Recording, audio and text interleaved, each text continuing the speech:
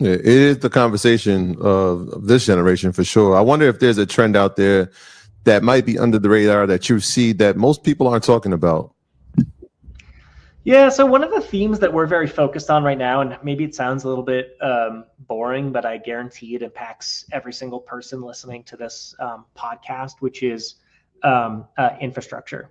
So we drive on roads, we turn on our laptops, our computers, we charge our phones, we drink water from the tap. All of that is infrastructure. And there's a couple of things that's going on in the infrastructure space. One, we've largely underinvested in it in the United States. So there's this firm out there called the American Society of Civil Engineers, and they give a letter grade, like a school grade, to our infrastructure every 4 years. And we got a C- this year, which is actually one of the best grades we've gotten in decades, and it's still not a very good grade.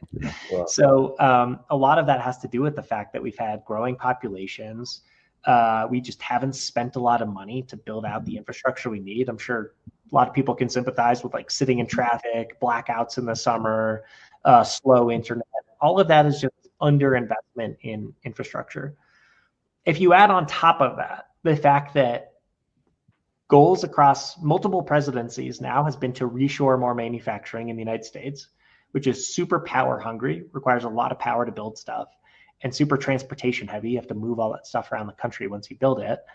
And you have the growth of artificial intelligence, which is incredibly power hungry. You start to realize that not only is our infrastructure not that good today, but the demands are only going to increase really quickly going forward. So this is an area that we've just been very focused on from a thematic lens, that something's got to shift here. There's got to be more investment. There's got to be improvements. We've got to rethink really what infrastructure looks like in the United States.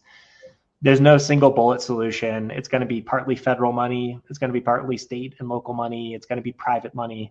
I just like to look around the New York area. So when I get to work every day, I take the 7 train subway to Hudson Yards. That was paid for mostly by local city money in New York City. If you live on the other side of Manhattan, though, you might be taking the 2nd Avenue train, which was paid for mostly by federal dollars from the Infrastructure Investments and Jobs Act.